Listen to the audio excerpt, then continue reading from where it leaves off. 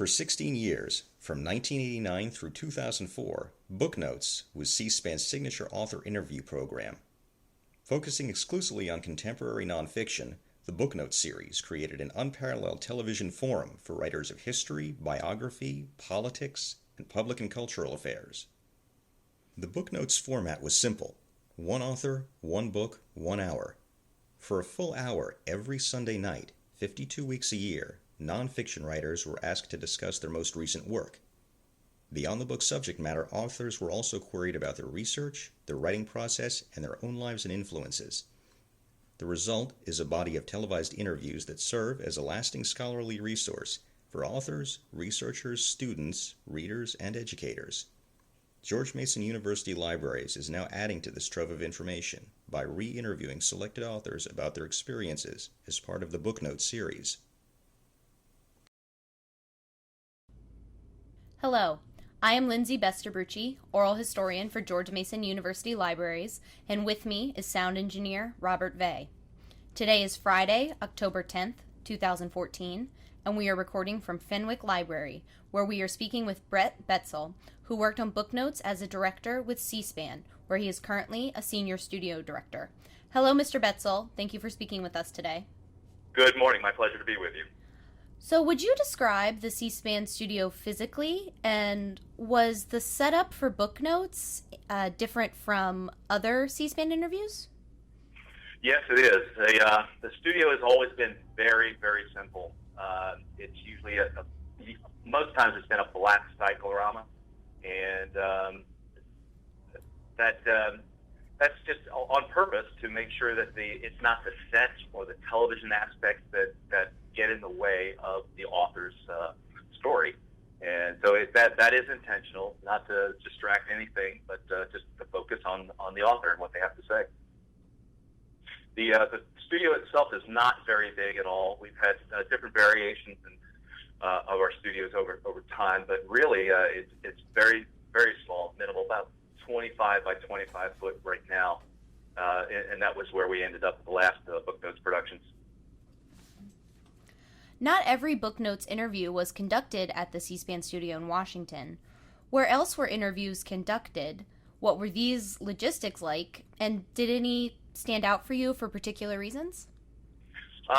Most of them happened here in Washington, but occasionally we'd go to New York. There's quite a few people in New York that don't necessarily want to travel to Washington, so we would go to see them. A lot of times we would be at New York One or Bloomberg Studios, actually. So the various studios that were available to us, but again, we kept it simple. I'm trying to remember who it was with, but I know we were at Bloomberg Studios, and I had 6 cameras available to me. Normally, I only have really 2 or 3, and but it's the same approach. Try to keep it focused on the guest. There's no fancy television moves or spinning anything. So we try to recreate our black psych environment that we have here in those places also. But most of the time, if it was out of the office here, it was either somebody very special that we had to go to their wherever they might be or live. But a lot of the times it was New York. The majority of the Booknotes that weren't here were probably in New York. What would you do to prepare to direct a Booknotes interview, and did this process change at all over time? Not really. It's always been very simple. It's usually just Brian and one guest. Sometimes it was 2 guests. But usually the technical aspects are very simple, like the black site. Lighting is obviously very important, and Brian was actually very sensitive about making sure that people's heads didn't glow with backlight or anything like that. And we're still conscious of those kinds of things in our production values. But it's very basic camera shots. We don't get too tight on the subject. We refer to that as the 60-minute tight shot, where they go in way too far and it's just their faces. No, we don't do that because that conveys a feeling to the viewer if we're too tight or too loose even. So we're very consistent as far as the medium shots, and but throwing in a two-shot every once in a while just to show perspective and as to, where these people are sitting. Well, so that's your preparation, but what type of preparation would an author receive before a Booknotes interview? I'm not really sure how much the producer would convey to the author as to when they come in. We don't often have a makeup artist unless the person actually requests it. So we just very basic and simple, making sure that they look good. From our technical aspect, we want to make sure that the author has a positive experience, that nothing goes wrong, and then once the interview gets going, that there's no technical aspect that would interrupt the program. That was that was very difficult at times if we had some sort of external issue or technical issue that we had to stop the production. That's death to us. But our basic setup was to make sure all the technical aspects are ready to go, so that Brian and the guest walk in the studio and have a conversation that there are no distractions in the room. One aspect that has changed over the years is that we used to have people standing behind camera when the show first started, and obviously need camera operators.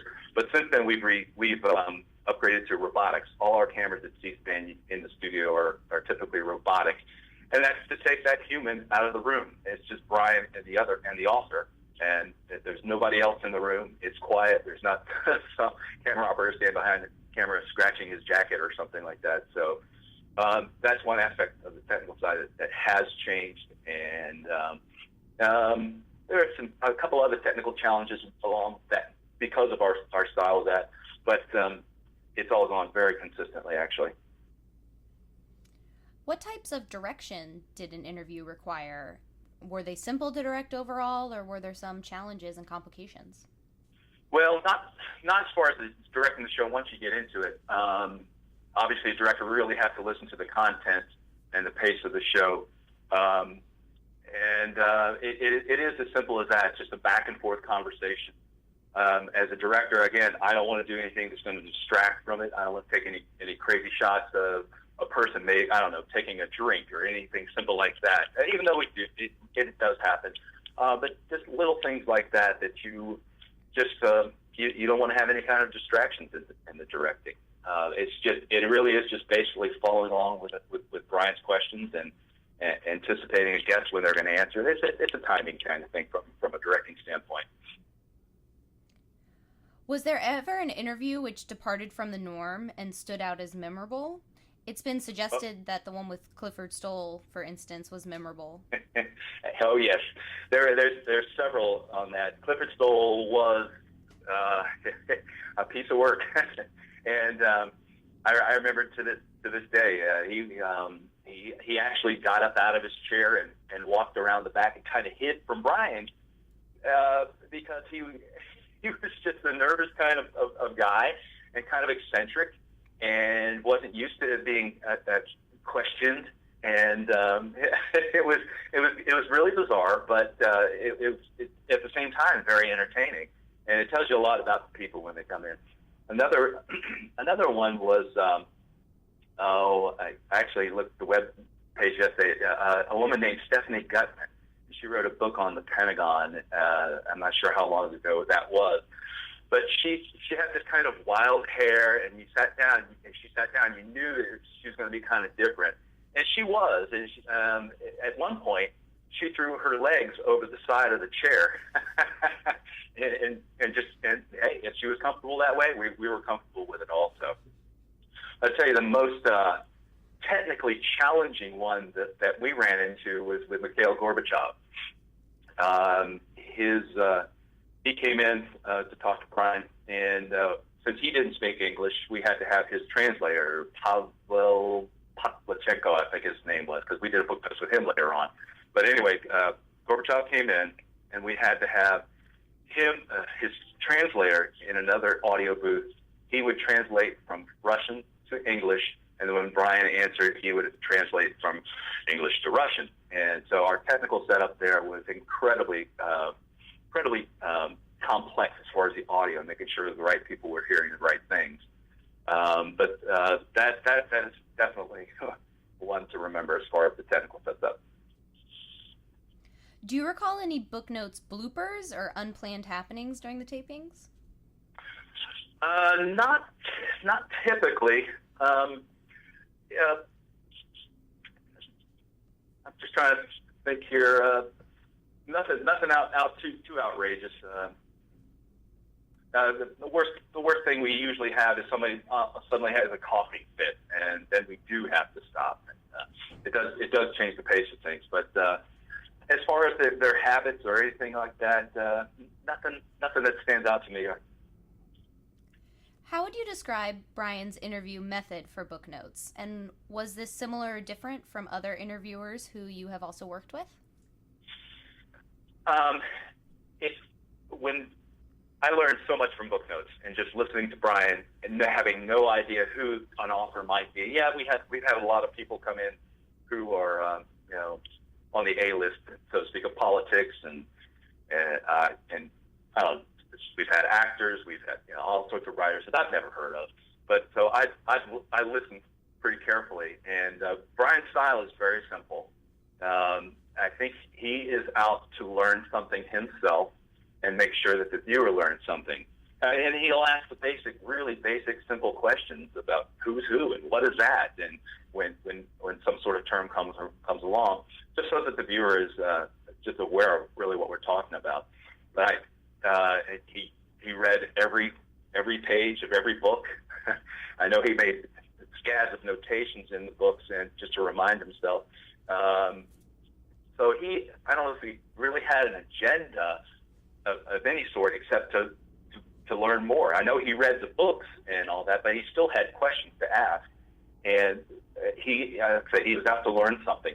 Well, one typical question he would ask almost everybody, especially books that had been written about the same subject. I mean, Lincoln, we've done I don't know how many Lincoln books, but one typical question of his is, what's new in this book? And usually the author does have something new. They've done a lot of research on whomever or whatever, and that's one of Brian's basic questions.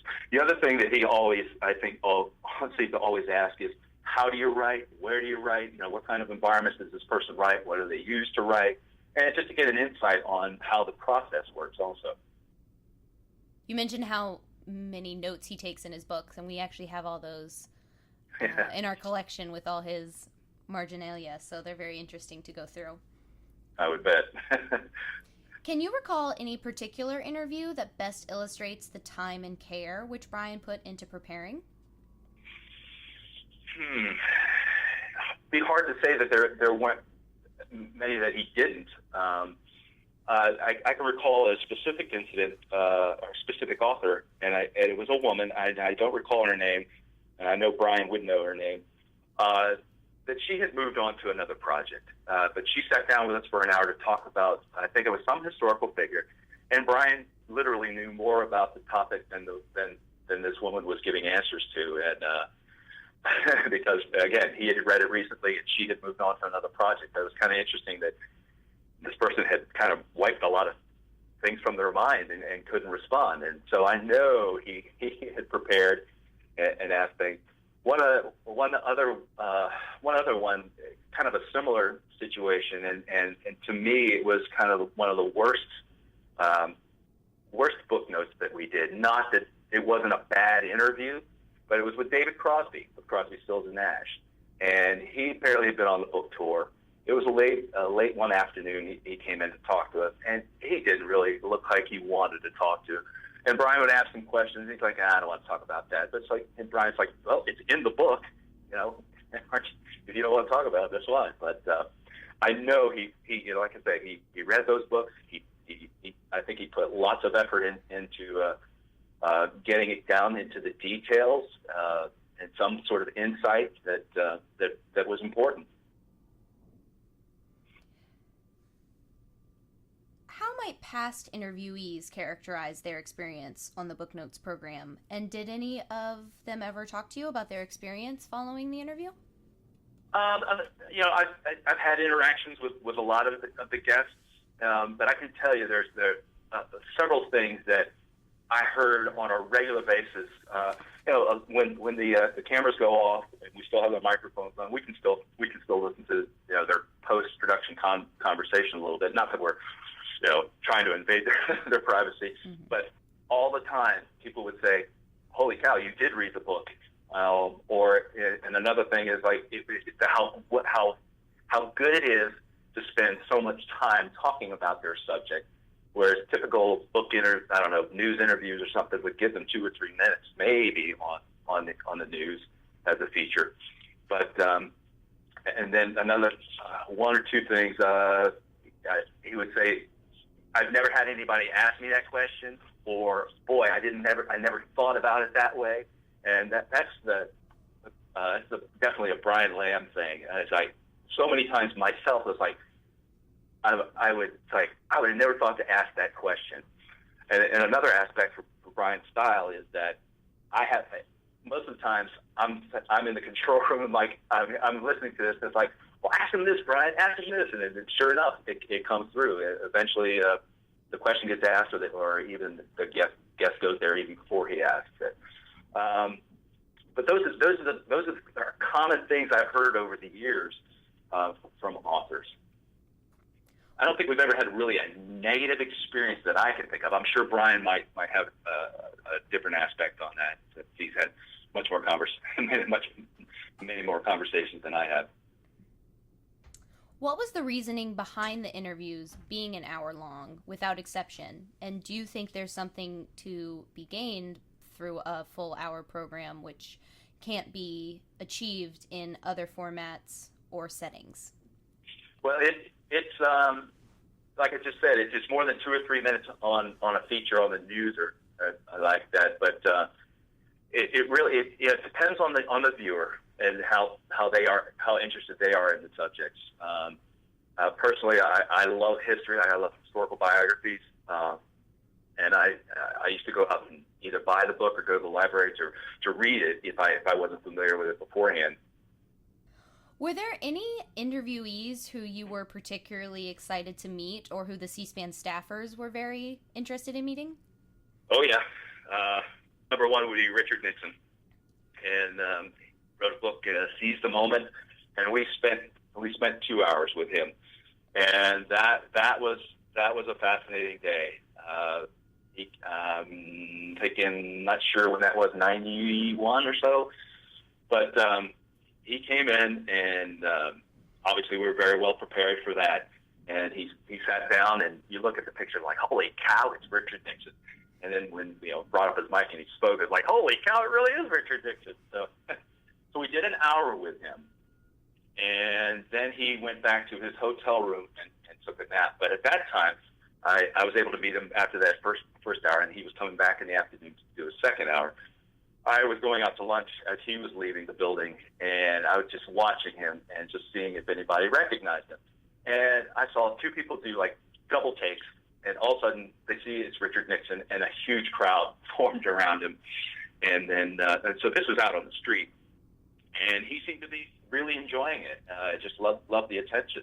And so he came back later that afternoon, and after we did a second hour with him, we had a line out our studio door, probably 50, 60 deep, everybody wanting to meet him.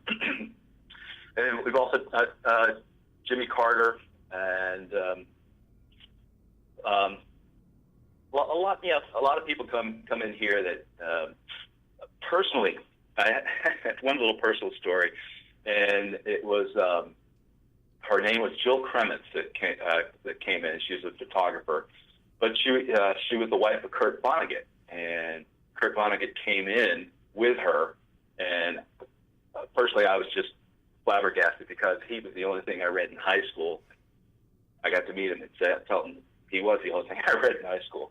So personally for me, that was one. George Bush and Brent Scowcroft did that was a Sunday afternoon actually. So we didn't have a whole lot of people around here, but still, everybody wants to meet some of these folks, and it's a lot of fun. So that's the one that really comes to mind is Nixon. What did you learn about authors and the book world from your time with Booknotes? Well, that is a heck of a lot of work. That many of them spend absolutely years, sometimes decades, on a topic, and that's just amazing to me. Going to work, trying to go to work 5 days a week myself, to be that committed and into a project like that and working independently. It also taught me that I'm no writer, that I'm not sure that I could spend that time on any kind of particular topic. But it's a lot of work. I've also been to some of the publishing houses in New York, and that's part of what I've learned over the years is just about the publishing industry and how many books are out there and how many get rejected. So it's a big market out there, but it's quite the dynamic industry. In your estimation, what has been the lasting impact of Booknotes in then contemporary society and since? Well, I think it's more of a style thing, if I had to say so. It's a C-SPAN style, it's a Booknotes style, where you really want to just let the person tell their own story, or have the viewer decide for themselves what's important to them, does it impact them, and did they learn anything? I hope this longer format of television takes better hold, because in this society today, where everything's instant gratification and moving along at lightning pace, it's I don't know how much can you learn.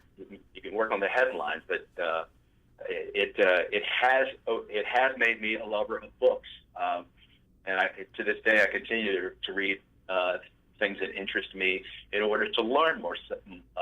I've also seen that there's just so many topics out there that could be written upon, and so we've just scratched the surface of things, really.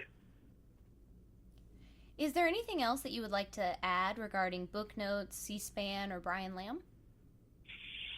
Well, it's been a good run for me. I'm been here for 32 years already, and no plans to leave anytime soon. I'm still learning. Still learning from Brian, even though he's had a reduced role at C-SPAN.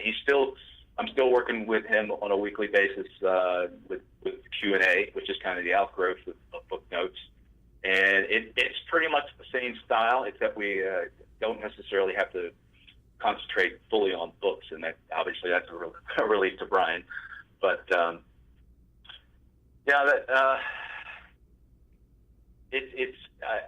hope the internet it keeps it alive in that sense. Also, I absolutely love the C-SPAN video library. I think it's one of the best things on the internet, not just for Booknotes, but for everything else that C-SPAN's done, and going back to probably the mid-'80s by now. But everything that C-SPAN has done that's available to put on the internet is going to be there, and it's an incredible resource if people want to take the time, and there's a good search engine on that. So hopefully Booknotes is going to be around, and those people's books and stories can always live there. Great. Well, thank you so much for speaking with us today. We appreciate you taking the time. Thank you very much.